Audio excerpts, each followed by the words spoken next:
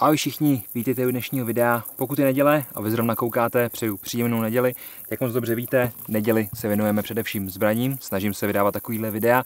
Pokud není neděle, přeju krásný den, ať už je jaký je. V dnešním videu se podíváme opět na Glocka, podíváme se dovnitř a vysvětlíme si, jakým způsobem fungují pojistky. Moc dobře víte, že Glock jako takovej nemá žádnou manuální pojistku, vy se ho nemůžete zajistit proti výstřelu. Nicméně má 3 základní pojistky, které zkrátka fungují parádně a díky tomu já nosím úplně v pohodě na každodenní nošení nabitou zbraň a vůbec se nebojím, že by se mělo cokoliv stát. No, pojďte se na to podívat.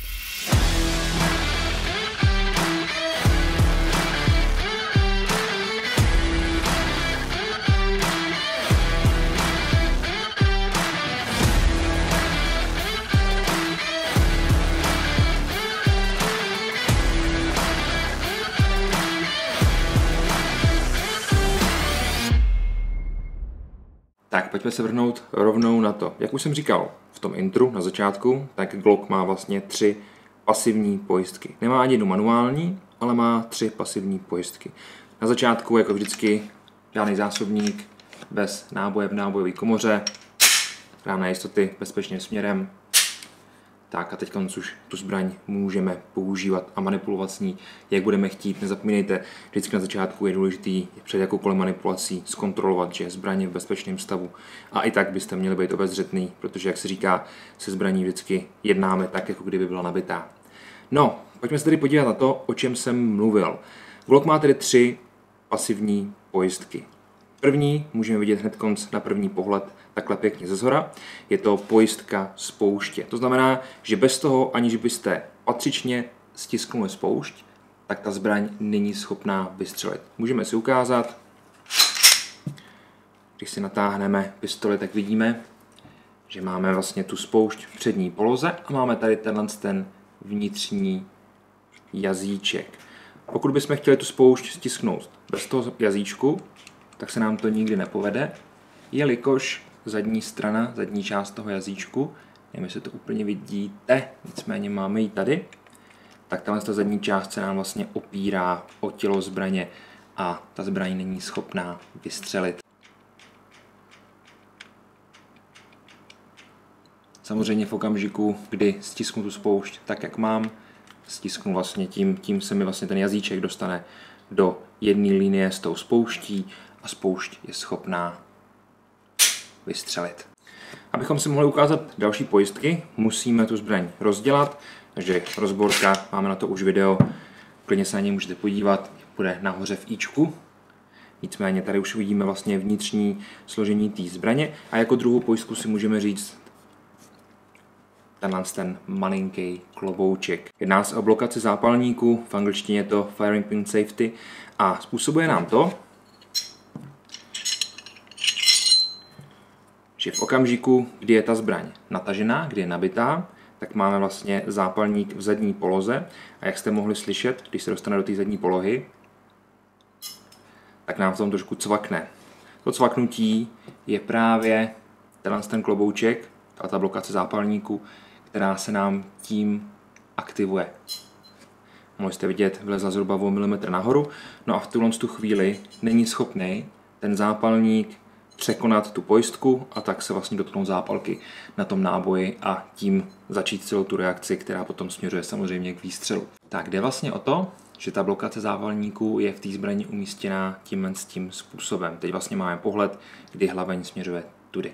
Ten zápalník, když jde dozadu, tak ona se vlastně vystrčí a spadne na tu druhou pozici. V této pozici ten zápalník není schopný ji překonat, jelikož to zkrátka nejde. Nicméně v okamžiku, kdy stiskneme spoušť, tak se nám ta blokace zápalníku dostane do vrchní polohy a zápalník je schopný ji překonat a vystřelit. Můžeme si ukázat ještě jednou z toho pohledu, to znamená, tady mám blokaci zápalníku, zápalník je v zadní poloze a v okamžiku, kdy bude chtít vystřelit, tak to nelze, ale když zmáčknu tu blokaci zápalníku, tak uvidíte, že nám vlastně ten zápalník v této části už je schopný vylízt. Zkusím si takhle ty ruce porovnat, teď to nelze, ale když stisknu blokaci, tak už nám tady ten zápalník se objevil a dojde k výstřelu. Tu blokaci zápalníku nám při výstřelu stiskne tato část. Jak jsme si ukazovali, když jsme říkali, jakým způsobem funguje spoušť, tak tato část vlastně toho táhla spouště nám stiskne tu blokaci zápalníku směrem dovnitř a zápalník je schopný se dotknout zápalky a tak dále, tak dále. Nicméně poslední z pasivních pojistek, kterou Glock má, je drop safety neboli pádová pojistka a tu bychom našli v těch místech. Zkusím vám to trošku líp natočit, abyste to viděli. Jedná se vlastně o tuhletu vnitřní část. Z druhé strany je to potom tady. Jedná se vlastně o to, že v okamžiku, kdy vy máte tu zbraň nabitou, tak celý ten mechanismus je v této poloze a to táhlo té spouště je vyskočený nahoru. Díky tomu je schopný vlastně nám zatáhnout za ten zápalník a tu zbraň držet v nabitém stavu.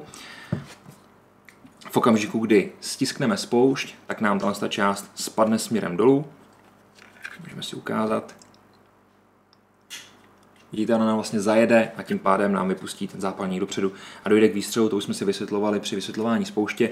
Nicméně v tom okamžiku, kdyby tady nebyla ta pádová pojistka a ta zbraň by spadla, mohlo by dojít k tomu, že ta část se nám vlastně tou setrvačností dostane do spodní polohy a ta část toho zápalníku ji překoná a dojde k výstřelu. To tady samozřejmě nikdo nechce a proto je tady udělaný takovejhle housing. Já vám to vyndám, abyste to líp viděli. Jedná se o opravdu jednoduchý, velice primitivní způsob, vlastně jenom v okamžiku, kdy to je nabitý, to je natažený, tak ta část toho táhlatý spouště je v přední poloze uložená tady vepředu a v okamžiku, kdy by to spadlo, tak se to ani nehne, jelikož to přesně v této poloze. Zároveň se to nemůže dostat ani do té zadní polohy, jelikož tam nám to potom blokuje ta pojistka spouště, vlastně ten jazyček. To znamená, že v okamžiku, kdy by to teďka spadlo, tak se s tím vůbec nic nestane. V okamžiku samozřejmě, když potom stisknete spoušť, ta část se dostane do zadní polohy a už nám může právě spadnout dolů, aby vypustila zápalník směrem dopředu. Tak, tím jsme se tady probrali 3 pojistky, který Glock má, jak jsem říkal, jsou to pasivní pojistky, takže si nemusíte nic odlišťovat, abyste mohli začít střílet. Nicméně díky těm 3 pasivním pojistkám je Glock velice bezpečná zbraň a absolutně se nebojím nosit ji nabitou. Kdybyste chtěli, někdy si můžeme udělat rozbor, jestli nosit zbraň s nábojem v komoře nebo ne.